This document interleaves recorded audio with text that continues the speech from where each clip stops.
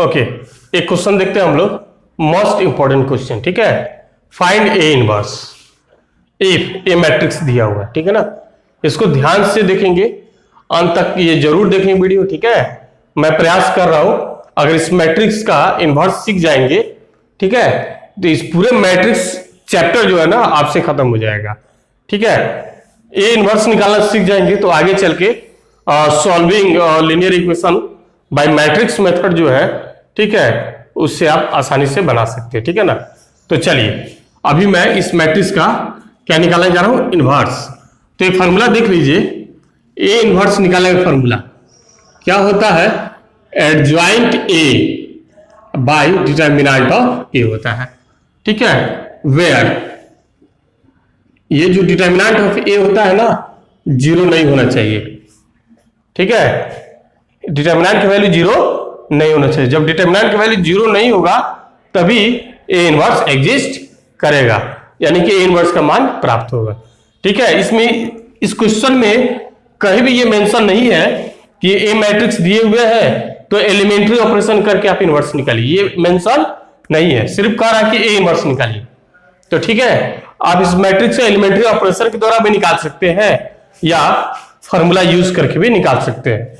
तो हम लोग क्या करेंगे, इस फॉर्मूला का यूज करके, ठीक है, मैट्रिक्स निकालेंगे और इसमें मैं आपको सिखाऊंगा एडजॉइन कैसे निकलता है, ठीक है। एक ही सवाल से, मेरा एक सवाल से बहुत सारा कॉन्सेप्ट आपको मिलने वाला है, इसलिए अंत तक ये जरूर देखें, ठीक है। चलिए मैं सॉल्यूशन करता हूं। सॉल्यूशन सबसे पहले क्या लिखेंगे, गिवन मैट्रिक्स। मैट्रिक्स कितना दिया हुआ बताइए जरा, 1 2 3 3 1 1 1 2 1। शायद कोई दिक्कत नहीं है। अब इसका क्या निकालेंगे, determinant value. Therefore it's determinant है ना, वैल्यू देखिए क्या आ रहा है, 1 2 3 3 1 1 1 2 1, ठीक है। देखिए इस मैट्रिक्स के अंदर ये मैट्रिक्स के अंदर कोई भी एलिमेंट हो सकता है, माइनस में भी हो सकता है, प्लस में भी हो सकता है, कुछ भी हो सकता है, ठीक है। तो इसमें किस में लेगा, डिटरमिनेंट बना दिए, ठीक है ना। इस सिंबल को हटा के स्क्वायर आ रहे दीजिए तो डिटरमिनेंट हो गया। अब इसका वैल्यू निकालते हैं, कैसे निकालते हैं, थर्ड ऑर्डर डिटरमिनेंट के लिए साइन स्कीम फॉलो करते हैं, प्लस फिर क्या माइनस, माइनस फिर क्या प्लस, ठीक है। अब मैं R1 से एक्सपेंड कर दे रहा हूं, ठीक है, एक्सपेंडिंग थ्रू R1। तो 1 लेंगे, देखिए तो पहले बताया गया ना, 1 लेंगे तो इसका रो और कॉलम डिलीट कर देंगे तो क्या होगा, 1 1 2 1। शायद कोई दिक्कत नहीं, 1 के आगे प्लस देंगे तो प्लस तो है ही, छिपा रहता है। फिर क्या देंगे, फिर 2 के आगे कौन सा साइन, माइनस। क्लियर है। अगर ये -2 रहता ना तो भी उसके आगे माइनस देते तो माइनस क्या हो जाता, प्लस हो जाता। चलिए अब 2 का डिटरमिनेंट देखिए, 2 का डिटरमिनेंट, इसका रो और कॉलम को डिलीट कर दीजिए, इसके रो और डिलीट कॉलम डिलीट होगा तो क्या बचेगा, पता है 2 का रो ये कैंसिल हो गया और ये कैंसिल हो गया तो क्या बचा, 3 1 3 1 1 1। क्लियर है, समझ में आ रहा है ना। जो एलिमेंट लेते हैं उसका रो उसका कॉलम डिलीट कर दीजिए, रो और कॉलम डिलीट कीजिए, क्या बचा देखिए, ठीक है ना। फिर आइए 3 का कैसा साइन देंगे, प्लस देंगे। अब 3 का डिटरमिनेंट क्या होगा बताइए, तो इसका रो कैंसिल, इसका कॉलम कैंसिल, क्या बचा 3 1 1 2। ओके क्लियर है।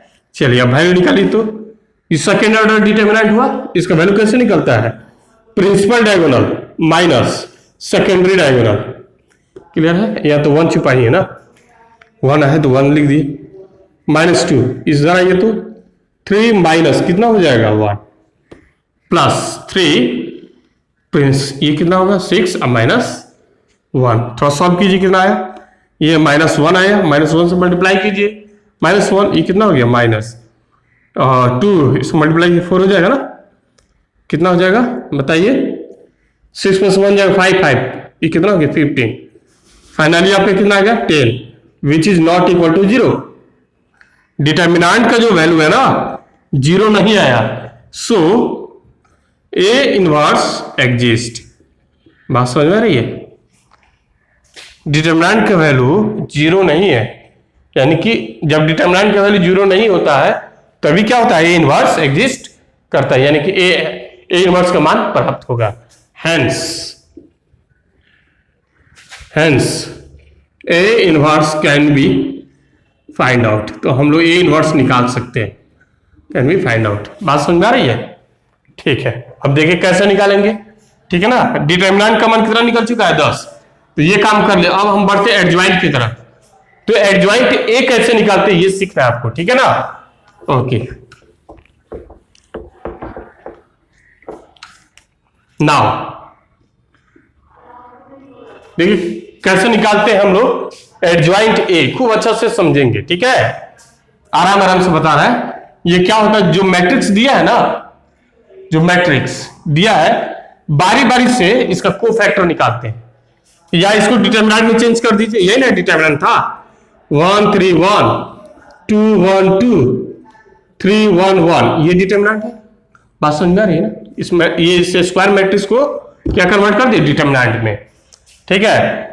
तो हम लोग बारी बारी से जितने भी एलिमेंट है ना इसका कोफैक्टर निकालेंगे। क्या निकालेंगे? कोफैक्टर।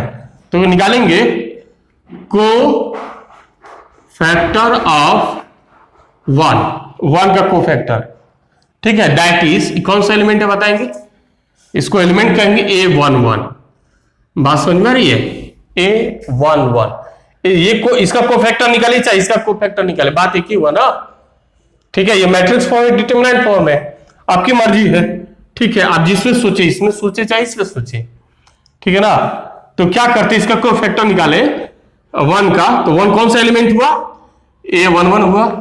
तो क्या करते, जिसका कोफैक्टर निकालते हैं ना, इसका रो और कॉलम को डिलीट कर देते हैं, रो कॉलम डिलीट, और इसको डिटरमिनेंट में लिख देते हैं 1 1 2 1। बात समझ में आ रही है, जिसका हम कोफैक्टर निकालते हैं जिस एलिमेंट का, तो उसका रो और कॉलम को डिलीट कर देते हैं, ठीक है। तो 1 का कोफैक्टर क्या होगा, इसका रो और कॉलम डिलीट, इसको लिख देंगे डिटरमिनेंट में, ठीक है। एक बात और ध्यान देना होगा, ये साइन स्कीम आपको याद होगा शायद, यहां कौन सा साइन होता है, प्लस माइनस प्लस, याद आ रहा है, ये प्लस है तो क्या होगा माइनस, ये क्या होगा प्लस, ये क्या होगा माइनस, माइनस है तो क्या होगा plus minus plus, alternate sign. ये जो साइन स्कीम है ना, ठीक है, साइन स्कीम किस पे यूज करेंगे, यूज फॉर कोफैक्टर, कोफैक्टर, ठीक है। डिटरमिनेंट में भी यूज होता है, तो ये कोफैक्टर में भी इसी साइन को फॉलो करेंगे। डिटरमिनेंट निकालने में भी इसी साइन का यूज होता है, इसी साइन स्कीम को फॉलो करते हैं, और कोफैक्टर निकालने में भी, ठीक है ना, इसी साइन स्कीम का फॉलो करेंगे। तो पहला पोजीशन क्या किसका मैं निकाला हूं, 1 का कोफैक्टर, तो साइन क्या लेंगे, डिटरमिनेंट क्या प्लस, तो इसका प्लस लेंगे, उम्मीद करते समझ में आ गया, प्लस है ना, प्लस ले लिए, आएगा समझ में। इसका निकाले तो वैल्यू कितना आएगा, 1 - 2 कितना आ गया, -1, यानी कि 1 का कोफैक्टर कितना निकल गया, -1, ठीक है। 2-3 मैं निकाल कर दिखा रहा हूं, आपको समझ में आ जाएगा। फिर आइए, फिर क्या होगा देखिए, तो कोफैक्टर ऑफ अब कौन सा 2 का, ठीक है, कौन सा एलिमेंट हुआ, that is first row second column, A12 का एलिमेंट हुआ भाई, फर्स्ट रो और सेकेंड कॉलम, ठीक है। तो डिटरमिनेंट प्लस के बाद क्या यूज करेंगे, माइनस, बताए थे ना अभी कुछ देर पहले, उसको देख लेंगे। प्लस के बाद क्या होगा, माइनस। अब लीजिए 2 का रो कैंसिल और कॉलम कैंसिल कीजिए, 3 1 और 1 1 ये बचेगा, ठीक है। इसका निकाले तो कितना है, प्रिंसिपल डायगोनल 3, और ये क्या कितना आया, -2, क्लियर है। यानी 2 का कोफैक्टर क्या निकल गया, -2। आप ऐसा नहीं समझेंगे कि 1 का कोफैक्टर -1, 2 का -2, ऐसा नहीं, कुछ भी आ सकता है, ठीक है। एक फिर मैं इसका निकाल रहा हूं, कोफैक्टर ऑफ 3, दैट इज कौन सा एलिमेंट हुआ बताइए, कौन सा एलिमेंट, फर्स्ट रो और थर्ड कॉलम, क्लियर है। तो ये देंगे, माइनस दिया तो आप क्या लिखेंगे, प्लस, याद आ रहा है ना साइन स्कीम, ठीक है, प्लस डिटरमिनेंट के आगे लिखते हैं ना साइन स्कीम। तो इसका रो और कॉलम कैंसिल, क्या होगा ये कैंसिल, ये कैंसिल, क्या बचा 3 1 1 2, इसका निकालिए तो कितना आया 6 - 1 कितना निकला बताइए, इधर निकालिए 6 - 1 कितना निकल गया 5, ठीक है 5 निकल गया ना, प्लस है ना, आगे प्लस है, ठीक है। तो आपको क्या करना है, मैं इस एलिमेंट का निकाल दिया कोफैक्टर, आपको बारी बारी से इसका सभी ये 6 जो बच गया ना, ये 6 का आपको निकालना है, कोफैक्टर निकालना है और साइन स्कीम यूज करना है, जो बताया है डिटरमिनेंट के आगे लगाएंगे, ठीक है ना। तो मैं बताया था साइन स्कीम देख लीजिएगा, ठीक है, उसी पैटर्न पे चलना, नहीं ये प्लस आएगा तो इसका क्या आएगा माइनस आएगा, ठीक है। तो शेष जो एलिमेंट बच गए ये आपको कोफैक्टर निकालना है, ठीक है। सपोज कीजिए कोफैक्टर ऑफ 3 निकाल रहे हैं, ठीक है, कौन सा एलिमेंट हुआ, that is second row first column, तो इसका मान लीजिए निकल जाएगा ए, सपोज कीजिए ए मिल गया, फिर इसी तरह कोफैक्टर निकालें, है ना 1 का, ठीक है, दैट इज कौन सा एलिमेंट हुआ बताइए, सेकेंड रो सेकेंड कॉलम, इसका मान लीजिए बी निकल गया, आप निकालिएगा कुछ ना कुछ आएगा ना, तो हमने मान लिया बी, फिर इसका निकालिएगा, ठीक है, क्या 1 का, तो कितना निकल गया, दैट इज कौन सा एलिमेंट हुआ सेकेंड रो थर्ड कॉलम, कितना आएगा, इसको मान लीजिए सी निकलेगा, इसी तरह सब निकालेंगे, ये 6 एलिमेंट, ये जो 3 बच गया ना, इसका भी निकालेंगे कोफैक्टर, यहां तक कोई दिक्कत नहीं है। तो एडजॉइंट निकालने का पहला प्रोसेस क्या है, बारी बारी से सभी एलिमेंट का कोफैक्टर निकालेंगे, क्लियर है। कोफैक्टर निकालने के बाद देखिए क्या करते हैं,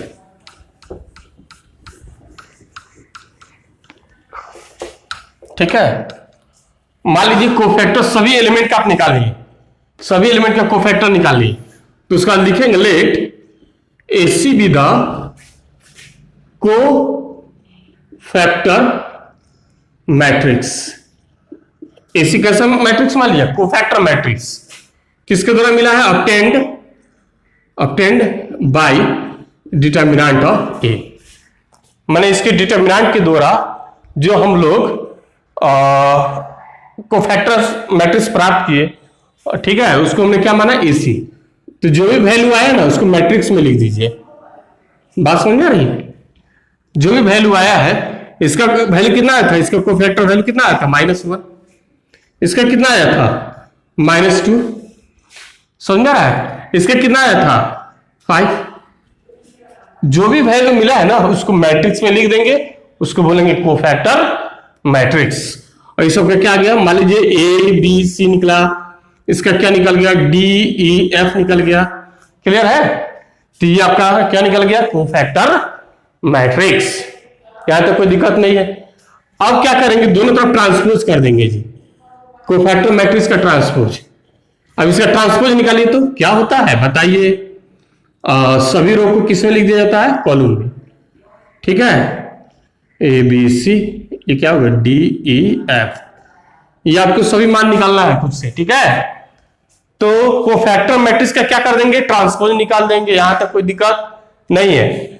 बस इसी कोफैक्टर मैट्रिक्स के ट्रांसपोज को कहा जाता है, कोफैक्टर मैट्रिक्स के ट्रांसपोज को कहते हैं एडजॉइंट ऑफ A। तो एडजॉइंट ऑफ A निकल गया इस मैट्रिक्स, ये कौन सा मैट्रिक्स हुआ, एडजॉइंट ऑफ A, ठीक है। एडजॉइंट ऑफ A कैसे निकलेगा, किस मैट्रिक्स का एडजॉइंट कैसे निकलेगा, कोफैक्टर मैट्रिक्स का ट्रांसपोज कर देंगे। तो अब कोफैक्टर कैसे निकालते हैं, प्रोसेस आपको बताया है, तो ये आपका क्या निकल गया एडजॉइंट मैट्रिक्स। नाउ हमको निकालना क्या था, A इनवर्स, तो फॉर्मूला इस्तेमाल कीजिए, adjoint A by determinant of A, यही ना फॉर्मूला होता है, ठीक है, अप्लाई कीजिए। तो यहां क्या लिख देंगे बताइए तो जरा, एडजॉइंट A निकल चुका है, लिख दीजिए, ये मैट्रिक्स को उतार दीजिए वो, बट डिटरमिनेंट का वैल्यू कितना है 10, ये आपका आंसर हो जाएगा, बात समझ में आ रही है, आंसर हो जाएगा। या ऐसा भी हो सकता, या 10 से सभी एलिमेंट को डिवाइड कर दीजिए, इसमें कर दीजिए, इसमें डिवाइड कीजिए -1/10, यही ना एडजॉइंट है, फिर इसमें कीजिए A/10, फिर इसमें कीजिए D/10, इसी तरह सब में कर लेंगे। तो आप डिवाइड करके भी आंसर दे सकते हैं, इस फॉर्म में दीजिए चाहे इस फॉर्म में दीजिए, ठीक है। उम्मीद करते समझ में आ गया होगा। अब मैं कुछ क्वेश्चन आपके लिए होमवर्क दे देता हूं, आप घर पे जरूर ट्राई करेंगे, ठीक है। ओके, अभी मैं आप लोग को किसी मैट्रिक्स का क्या निकालना सिखाया, इनवर्स मैट्रिक्स निकालना सिखाया, ठीक है। उसी के बेस पे मैं 3 क्वेश्चन आपके लिए SW दे देता हूं, आप इसको घर पे जरूर से ट्राई करेंगे, ठीक है। इस मैट्रिक्स का आंसर क्या होगा यह भी मैंने लिख दिया, ठीक है ना। अगर इस पे आपकी मतलब अच्छी पकड़ हो जाती है, आप सीख जाते हैं क्या निकालना, किसी मैट्रिक्स का इनवर्स निकालना, ठीक है। तो आगे जो टॉपिक आएगा, solving system of linear equation in 3 variables, ठीक है, बाय मैट्रिक्स मेथड, ठीक है ना। मैट्रिक्स मेथड के द्वारा कैसे 3 वेरिएबल का लीनियर इक्वेशन को सॉल्व करते हैं, उसमें ए इनवर्स बहुत काम आएगा। इसीलिए उस टॉपिक को पढ़ने से पूर्व आप इसको खूब प्रैक्टिस कर लेंगे। फिर मिलते हैं नेक्स्ट वीडियो में। Okay, thank you so much.